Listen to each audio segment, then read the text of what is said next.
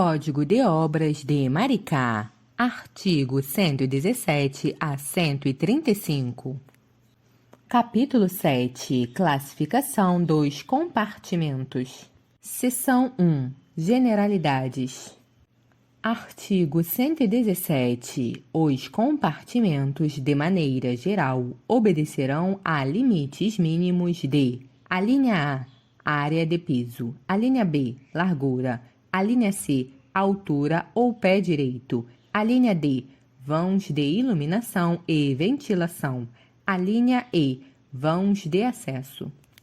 Artigo 118. Os vãos de iluminação e ventilação serão dimensionados para cada tipo de utilização dos compartimentos e suas dimensões, calculadas de acordo com o que estabelece a seção 2 do capítulo 7 desta lei.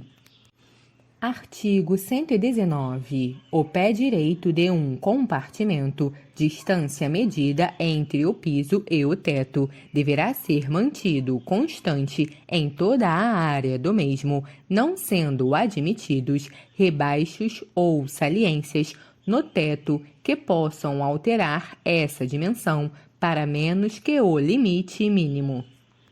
Artigo 120. A subdivisão de compartimentos com paredes que cheguem até o teto só será permitida quando os compartimentos resultantes atenderem total e simultaneamente a todas as normas desta lei, no que lhes forem aplicáveis.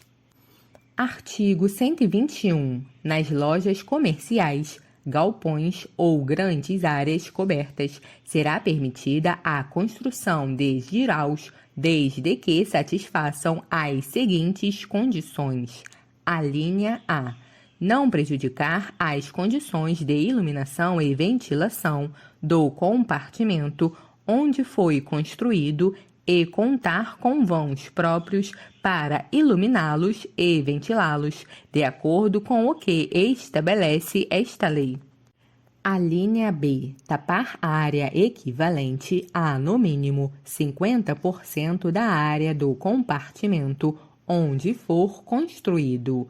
Alínea C.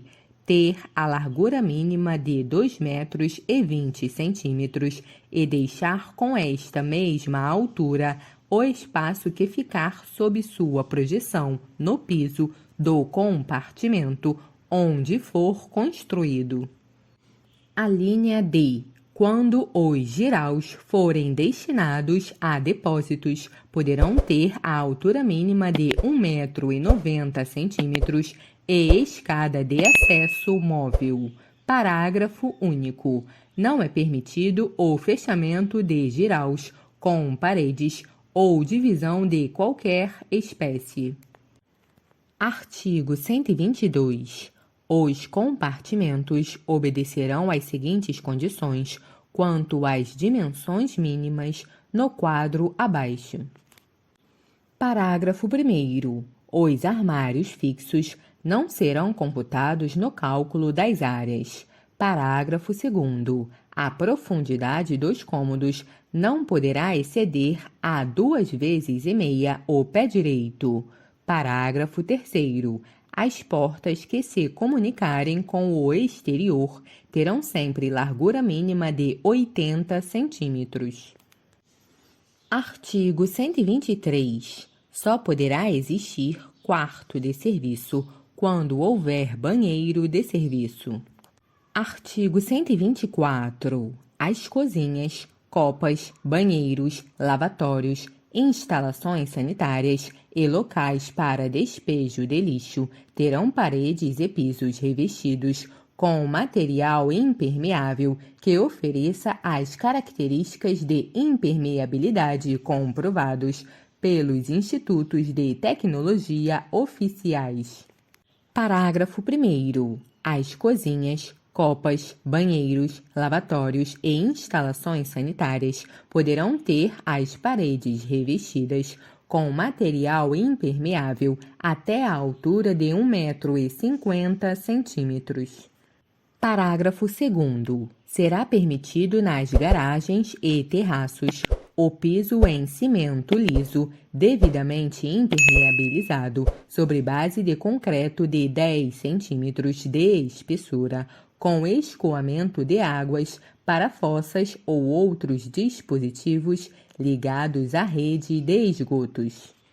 Artigo 125. Os banheiros e instalações sanitárias não poderão ter comunicação direta com salas, cozinhas e copas. Artigo 126. As cozinhas e copas não poderão ter comunicação direta com dormitórios e com banheiros e instalações sanitárias.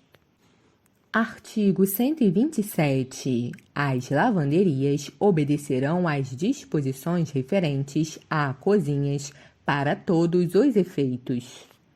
Artigo 128. As garagens, compartimentos destinados exclusivamente à guarda de veículos, obedecerão às seguintes condições. A linha A. Não poderão ter comunicação direta com dormitórios. A linha B. Serão sempre dotadas de aberturas que garantam a ventilação permanente. Artigo 129. As edículas destinadas à permanência diurna obedecerão às disposições desta lei, como se fossem edificação principal. Seção 2. Vãos de iluminação e ventilação. Artigo 130. Todo e qualquer compartimento deverá ter comunicação com o exterior através de vãos ou dutos pelos quais se fará a iluminação e ventilação dos mesmos. Parágrafo único. Excluem-se dessa obrigação as circulações internas de uma unidade. Artigo 131. Só poderão se comunicar com o exterior através de dutos de ventilação os seguintes compartimentos: 1. Auditórios e halls de convenções. 2. Cinemas. 3. Teatros. 4. Salões de exposições. 5. Circulações. 6. Salas de espera em geral. 7. Subsolos.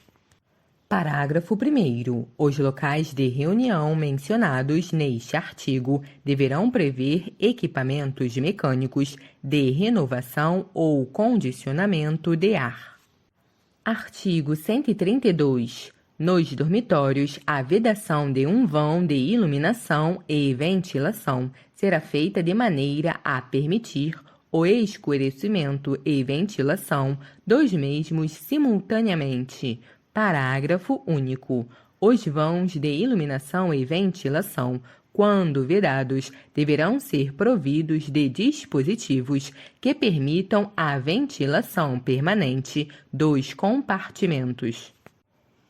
Artigo 133. Nenhum vão será considerado como iluminando e ventilando pontos do compartimento que dele distam mais de 2,5 vezes o valor da altura deste compartimento, quaisquer que sejam as características dos prismas de iluminação e ventilação, se o vão se localizar em reentrância do compartimento, o fator acima será 2. Parágrafo 1º. O limite de 2,5 vezes o valor da altura do compartimento poderá ser excedido desde que seja dada uma área ao vão de iluminação e ventilação igual a, no mínimo, 1/4 da área do compartimento a iluminar e ventilar. Esta regra não se aplica nos casos de compartimentos em reentrância. Artigo 134. A soma total das áreas dos vãos de iluminação e ventilação de um compartimento será equivalente a 1/6 da área deste compartimento.